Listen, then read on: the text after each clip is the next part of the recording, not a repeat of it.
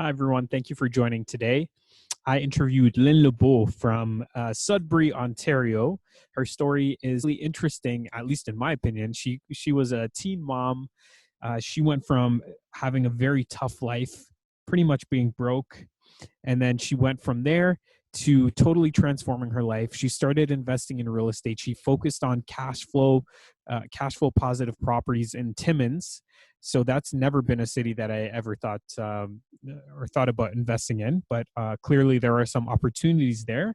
So she talked about purchasing her first couple properties for under 50,000. In fact, she bought an eightplex for 49,000. Was able to transform that place, refinance it, and we talk a little bit about the market today, what kind of opportunities exist.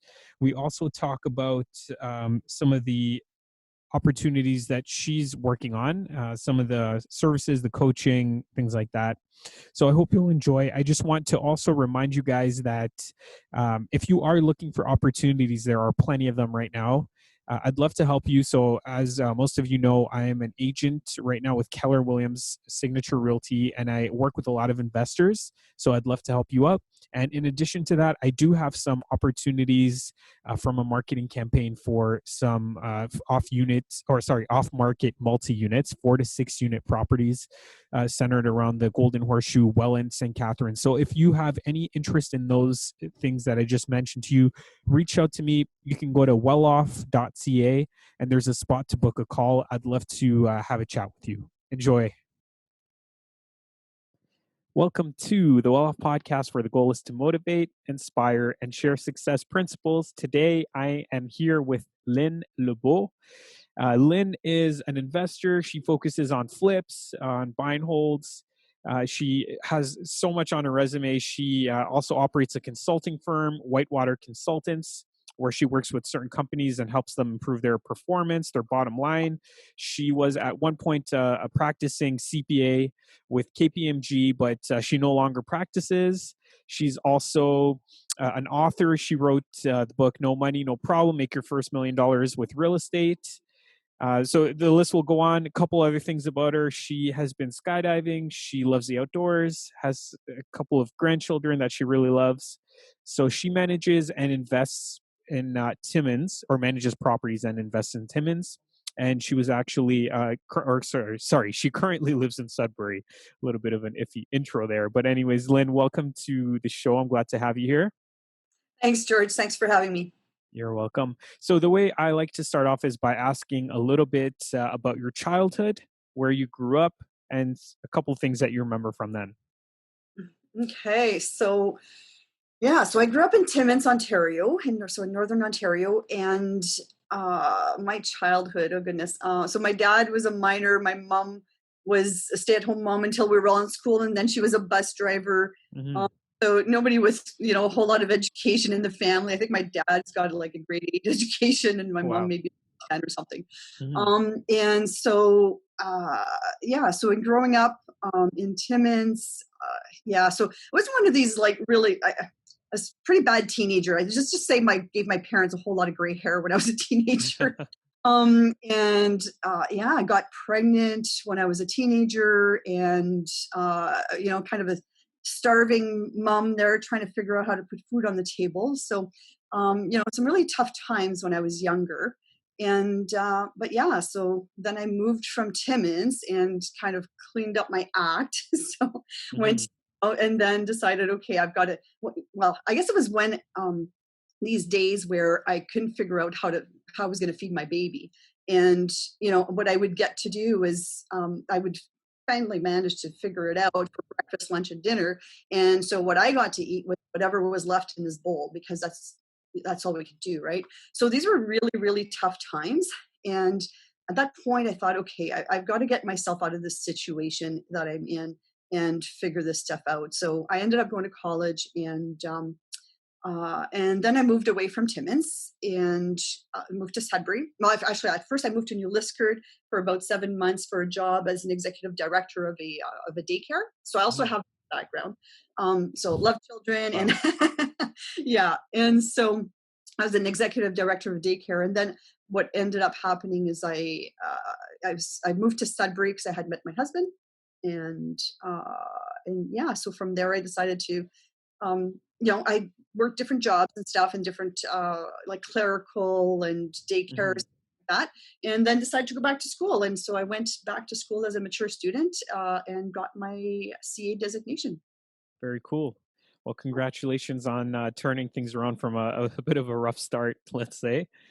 For Uh, sure. yeah. So I know you mentioned to me just before we started recording that at one point you were doing 18 deals within a 12-month period. So a combination of BRRRR, buy and hold, and none of it was using your own money, which is pretty impressive. Can you tell us a little bit about that journey? Yeah, for sure. Okay, so it started off. I actually owned two properties prior to doing the 18 deals inside of 12 months. Yeah. And so I had two properties that I had purchased. I was trying to help out an old high school friend that had gone down the wrong path. And so every time he would call me about business ideas, because he would try to pick my brain on for different business ideas that he had and stuff. So every once in a while, every couple of years, I get a phone call. And so this guy ended up, so he was looking at a property, and he ended up, he wanted to purchase it, but he told me he was going to go in with with a partner and stuff, and because he didn't have any money. And I ended up asking him. I said, "Well, how well do you know this guy, and can you trust him?" And he says, "Well, what other choice do I have?" And then, so just trying to figure out, okay, how do I get this guy to get back on the straight and narrow? Because, like I said, we weren't really good kids in high school. So, Hmm. anyway, so what ended up happening was I told him that, okay, I'll use my line of credit. I'll purchase the property. We'll put it under my name, and here's the deal. I'll give you 50% of my after tax, after my net. And this way here, you're going to have a job. You're going to be able to, you'll clean up the properties, you'll manage them, and so on. And so that'll be your job. But here's the deal: is that you do not go back to any illegal activities. You stay clean, and this is my way of helping you out. So we did the first deal, and then we did the second. So this is back in 2008, 2009. Hmm. But then come 2012, I was working for a company that was on the verge of bankruptcy. And, with just some quick calculations, I was able to figure out that, within 12 months, we were likely to be going bankrupt Hmm. and therefore out of a job. So what ended up happening was, so I was trying to figure out, I'm going, okay, I make six figures. How am I going to replace my six-figure income? And uh, living in Sudbury, there's not too many jobs at that level. And Yeah. so it was really tough, right? So my choices were, live in Toronto or go to Ottawa or whatever else and commute, because my husband wasn't willing to relocate. And, that would leave me with Saturdays at home, right? Like one day at home and the rest of the days on the road. So, anyway, so yeah, so that's when I decided I was actually driving to Timmins one day, and where my two properties were located. And so just to back it up a bit, the fellow that I had done these two deals with ended up getting off the straight and narrow, and she fell off the wagon. And therefore I had these two properties that I'm going, okay, what the heck do I do with these two properties? Hmm. I don't even live there. So I Yeah. managed to get somebody to manage the properties for me. And so one day I was driving up, and I'm going, okay, here, hold on here, just do more of this, right? Because I had purchased these two properties. The first one I had purchased it for $49,000, and um, it had two, three, four, five, six, seven, eight doors, and I had bought it for $49,000. Yeah, Wow. I know. Yeah, so I had bought it for that amount, and we put about, I'd say, maybe $20,000 into it. And, and then we had it all tenanted, and it was bringing in $4,500 a month, in rent. Wow. So pretty darn good, right? So Hmm. and the second one we purchased was also a rundown property, and it was a sixplex, and we got that one for $40,000. I put about 40,000 into it, and it was appraised at 235. And again, with decent rents. So, so anyway, so when I was driving to Timmins, I figured, okay, well, just do more of this, right? And so my goal was to get to that six figures. And so when I was driving back, I'm thinking, okay, I don't know anything about real estate. Like, if I'm going to get into this, so I better learn a little bit about it, right? I wouldn't start up a restaurant business or a car dealership without knowing anything about it. And so that's basically what ended up happening. So I decided, okay, I'll pick up a book. So I picked up a book on real estate. The book said, go to seminars. So I like, where am I going to find seminars? So I did that. And then in turn, I ended up purchasing something, like buying some coaching. And so when I did the coaching, it gave me basically it gave me the confidence to be able to get it done. Right. So yeah, so I started looking for properties that made sense financially, and I started calculating some cap rates. I looked in Sudbury, I looked in North Bay, I looked in Sault Ste. Marie, as well as in Timmins. And Timmins was really the area where I thought, okay, I can find some properties for really cheap and fix them up and, rent them out and finance them and repeat, right? Mm-hmm. So anyway, so that's basically what I ended up doing. And some of the properties that I purchased, some of them were already tenanted. So if they were tenanted, then I would use the bank, right, to be able to finance it right off the get-go. But if there were no tenants, or if I thought I'd be able to get the tenants out, then I would purchase them for cash and then in turn refinance it. Mm-hmm. So yeah, I did the 18 deals within 12 months by just using the bank's money. So at first it was my credit line that I managed to get. So I managed to get a credit line. I managed to get a HELOC, so home equity line of credit. Mm-hmm. And I also managed to get a separate line of credit, and that wasn't secured. So I was able to use those two to be able to either purchase properties for cash or do the repairs and that kind of stuff. So really not using any of my own money through these deals.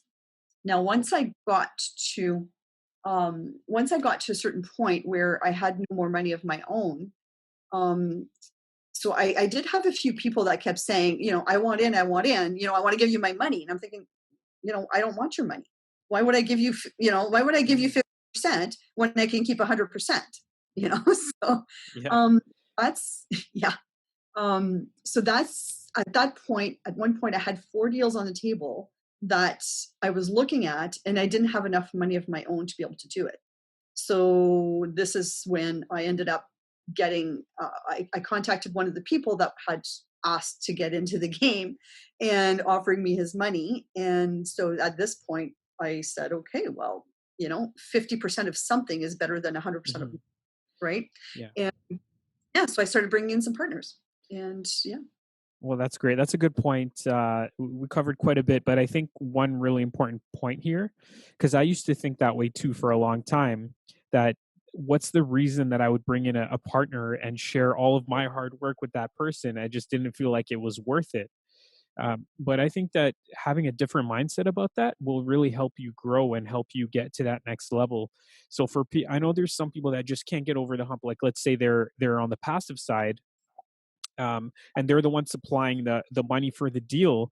Why should they put in all the money and take on that risk? For example, I know I hear that sometimes. So, what are your thoughts on that when people bring that argument to you? Yeah, so I have had people say that, and I just let them know, well, then that's fine. You go ahead and do it yourself, right? So if Mm, I'm the brains behind it, and yeah. I've got the knowledge, I've got the experience, and and I've managed to do what I've done, and Hmm. therefore, if you're not wanting to give me your money, that's cool. I'm good with that. Exactly. Yeah, and the people that do work with you, I'm sure a lot of them are happy with the kinds of returns that they're getting because it benefits both people. That's the whole point of a partnership. It's not so that one person can take advantage of another. It's really so that both can grow, pool their resources, get better together, and move forward and be able to work on multiple projects, not just that one potentially. Absolutely, that's right. And so the way that I've gotten mine set up, for the most part, my most recent ones anyway, partnerships, I've got them set up where it's 50-50. And I also have my property management company that manages the properties. And so the corporation pays 10% for the management of it. And uh, yeah, so they have to qualify for the mortgage because it's so hard to qualify nowadays. because I've got so many properties, and they bring the cash to they bring the cash to the table. Hmm. And these partners that I've brought on, for the most part, are wanting to do the what I call the two strategy combo, or the BRRRR strategy, right? Yeah. Um, yeah, so they're wanting to do that because I let them pull out their cash as soon as we get it refinanced, Mm. get all their money back, and then they want to do the next deal, right? And so that's basically the way we do it. And if there's more money available, then we split the profit, and we obviously leave some money in the bank in case of emergencies and stuff like that. But Mhm. yeah, so we both win, right? We both get to pull out some Exactly. cash. And that's the best kind of partnership. So I'm a little bit intrigued because honestly, I've never thought about Timmins as a place. I know some people have talked about Sudbury. I know prices are pretty low in those areas relative or in comparison to the GTA. Can you tell us a little bit about Timmins? Like maybe just if you have some information on the population, what kind of work people in general do there? Is it a blue collar town? Do they have tech jobs, or I don't know?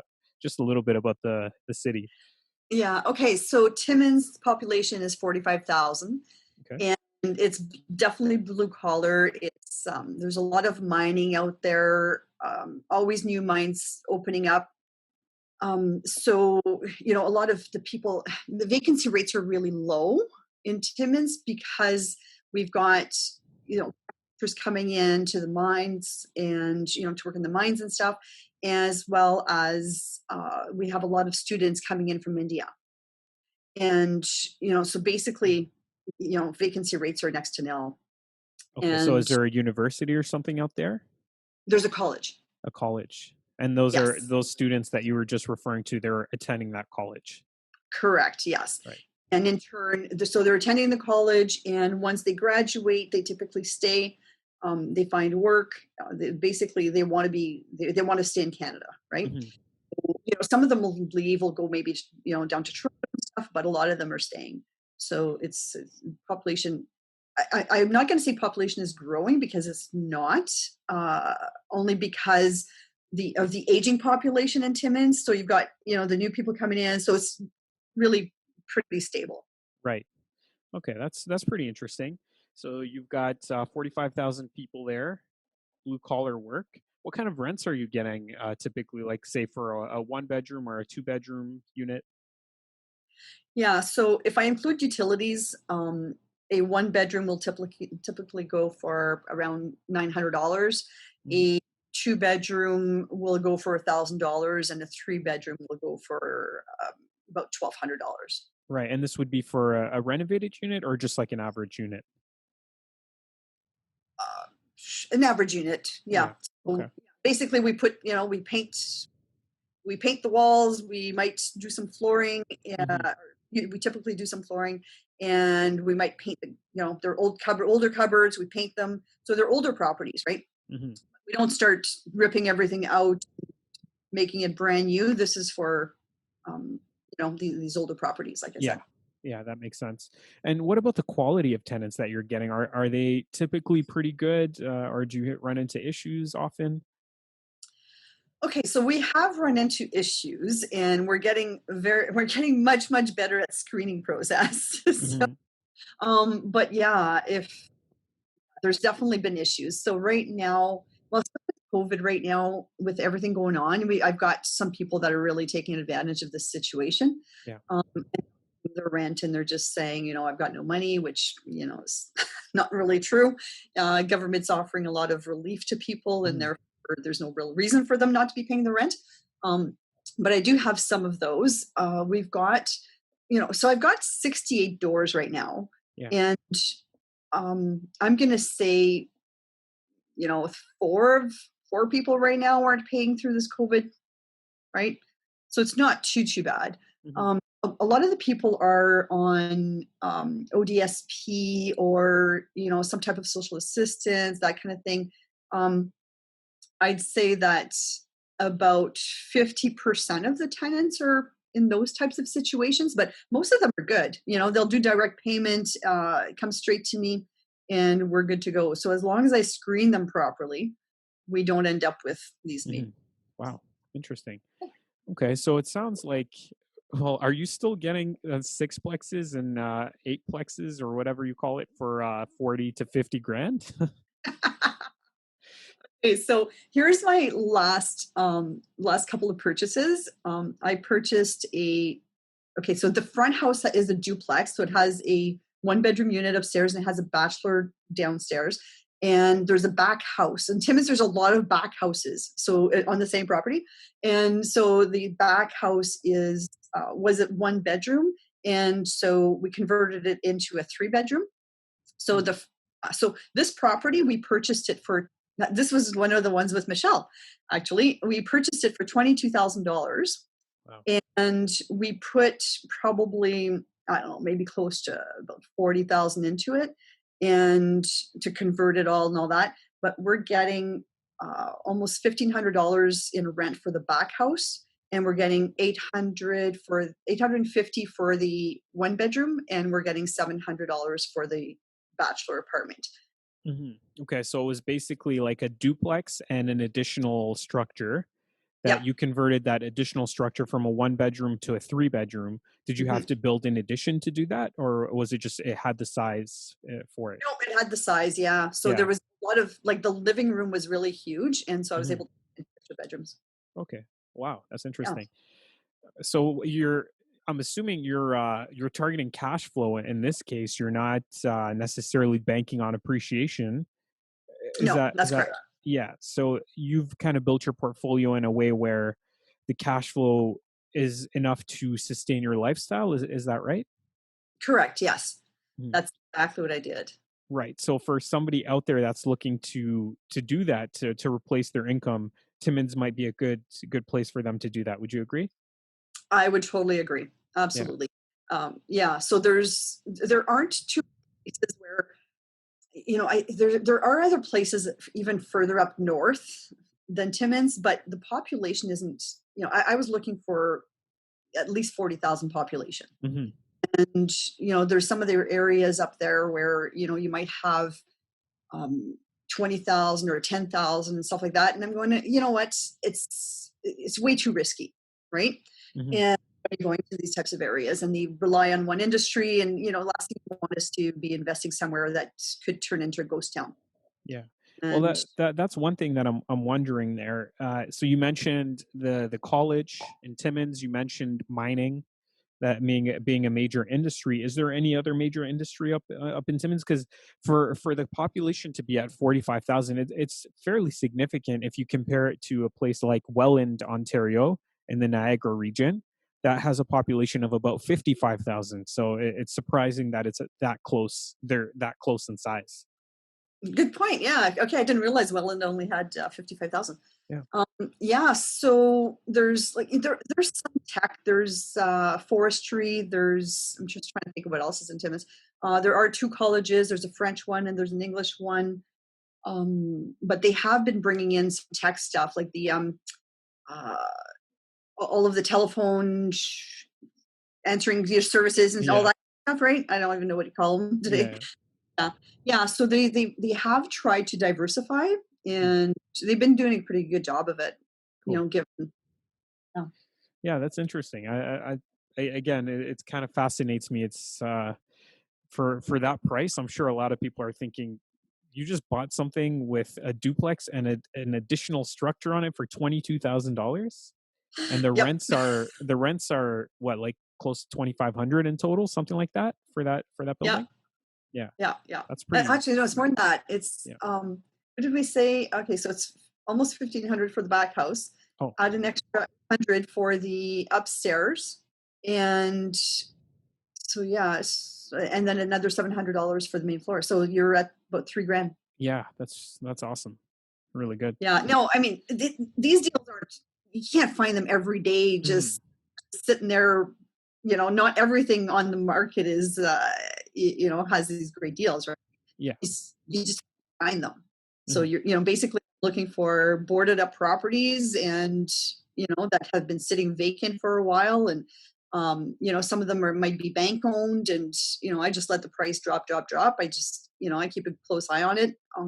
And yeah, so one of the things that I end up doing is, I go to, I look at properties, or I shouldn't say but I send somebody to look at those properties while they're still pretty pricey.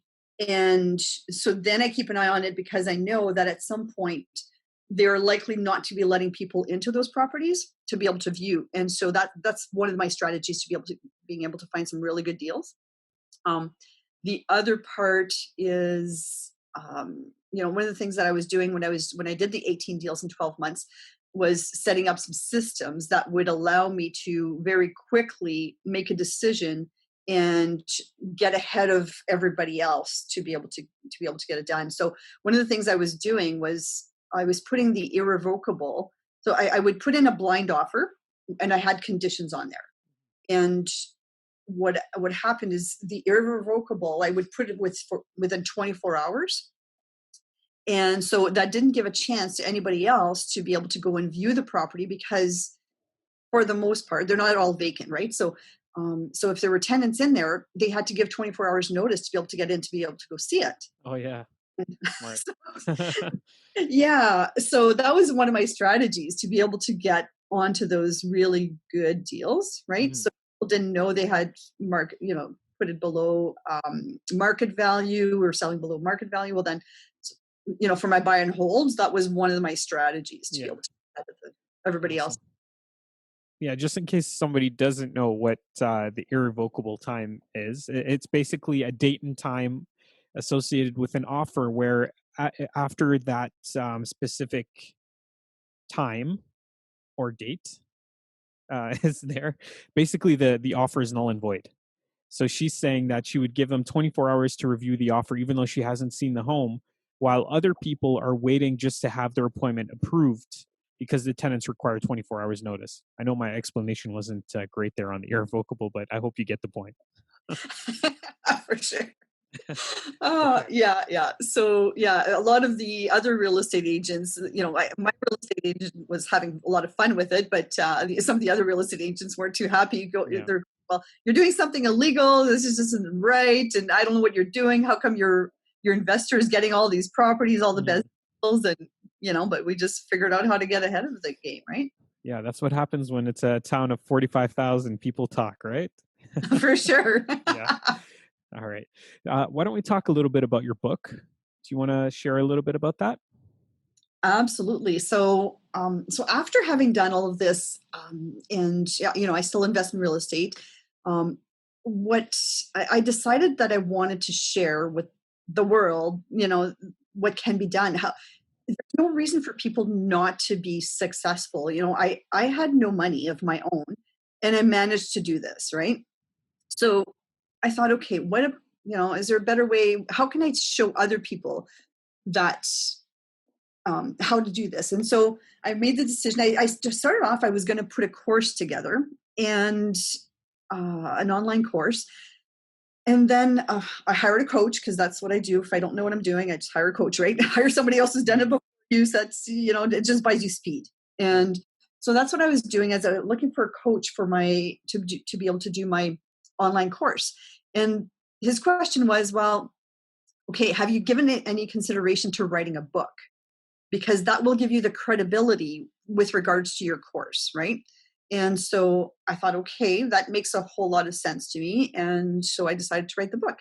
Now, I'm super happy that I wrote the book because even if you can't afford to pay a coach, you can afford a book, right?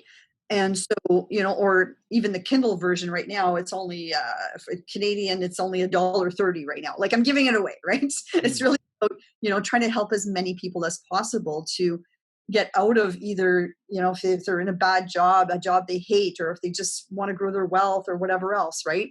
And so I put a lot of stories into the book as well, because I want to be able to demonstrate that it's not, it is scary, right? So I tell my story about, how scared I was when I did my first deal. And, if you get to read my book, you'll see it's kind of funny. So anyways, but then I go into all of these other things. I talk about, the number one reason that people don't get into real estate, and it's about fear, right? And so I explain a little bit about that. And I talk about, I don't know if you've ever heard of the amygdala. And it's a little little part of your brain, and it's really not, it's got no place for in real estate except for if somebody's dog's attacking you and you have to decide if you want to fight or flight, or Right. if you're going through this, if you're going through, I don't know, maybe a floor that's, if you're looking at really old properties and you're going through a floor or something. But other than that, it's got no room in real estate. And so, but that's what stops a lot of people, because it's a fight or flight response, and it's an automated thing, right? It was meant probably for like the caveman days, and if you're facing a tiger and you had to make Mhm. a decision. So I talk about that, and why most people are afraid, and just you have to just kind of realize that that's going to be there and just do it anyway. Mhm. And I there's a lot of stories about some of my mistakes, right? You're talking about bad tenants. You read the book, you'll hear a lot, right? So until I figured out this whole screening process, I had a few bad ones, and so I tell those stories. And I also include, so in the book I talk a lot about your team and your team members, who your team members need to be, because you need to have a really good real estate agent. You need to have a good um, mortgage brokers, the banks you want to deal with, who are your partners in this. You need to have, even, I even thought that um, my lawyer, I thought, okay, so a lawyer is a lawyer, right? But not the case. So I had my first couple of deals I closed, bad lawyer, and I paid the price in the end because of it. And so it's all the team members, and as well as your tenants. Like, how do you screen those tenants, right? And what do you do about it? And I give a lot of freebies in addition to the book. So in the book, I talk about, you can go to this website and get your freebies. And I think it's free gifts at lynlebeau.com. So if you do that, and so for anybody who's listening to this, you can get to my freebies as well. Mhm. Um, so I give spreadsheets, the actual spreadsheets that I use, I give those away so that you can actually analyze your deals. You can figure it. So I explain it in the book how to analyze it, but then I'm providing the tools as well as some Word documents that has like my application form and the different the different conditions that I have all the time, whether it be my inspection condition for sure that goes in there. So that kind of stuff. But yeah, Cool. Well, that's awesome. It sounds like a great book. no Uh, thanks. yeah, and I wish you the best with that and with your course as well if you decide to move forward with it. I wanted to Yeah, jump. yeah. I wanted to jump into the next section, which is called the Random Five. All right, Sounds so I'm good. going to ask you five random questions, and you're just going to tell me the first thing that comes to mind. Will do. All right. So number one, on any given day, what do you think you spend the most time doing? Oh boy. Um, that's a good question. What do I spend my time doing? I just recently it's just totally different, right? Because of this whole COVID thing. Yeah. Most recently it's spending a lot of time with my team because we're on the phone and trying to figure out, we've Yeah. got people that are off and so on. But on a regular basis, that would not have been the case. I'm going to say um, there's no one specific thing. So a lot of like, but that's with a purpose though, right? Not just Mhm. email. And checking out deals, right? Just looking for the next deal is what I spend a lot of my time on, as well as, I've got the consulting as well, right? So it all depends on, if I've got a consulting client that's that's there, or that I'm working with, or if I'm in between. So it really depends. Cool. All right, perfect. Number two, does your family have any weird traditions?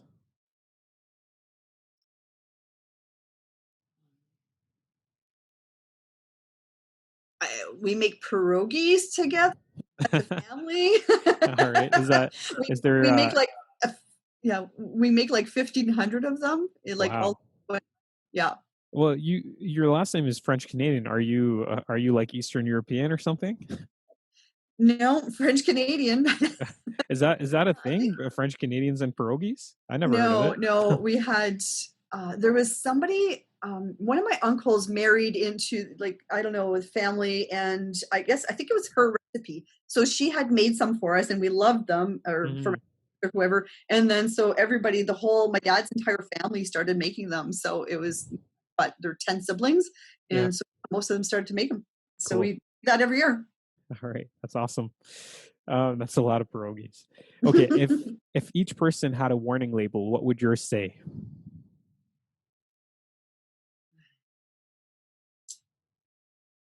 A warning label. Like, so a warning label on me? Yeah. What would your warning label say? I don't know. If you don't want to have fun, stay away. All right. That's good. You seem That's like a good question. like a very nice person. Thanks, I appreciate it. Yeah. What question do you have that nobody's been able to give you a good answer to? These are tough questions. I know. They're actually random. Yeah, they're. I've listened to your podcast. A few of your podcasts, and I'm going, these are really tough questions. You had easy ones. Yeah. Okay, so sorry, your question again. Now you got me. What question do you have that nobody has been able to give you a good answer to? Why is the sky blue? All right. I'm not really sure why the sky is blue either. It's a good question. I guess we'll have to Google it after. And Yeah, number for 5, sure. what success principle do you live by? Always do the right thing. And, some of the stories in my book, you'll see, I talk about always doing the right thing. I've got a few stories in there. It's kind of a theme. And one of the fellows that I talk about in the book, I thought he was schizophrenic. I just didn't know what was wrong with him, but I was kicking him out for non-payment of rent.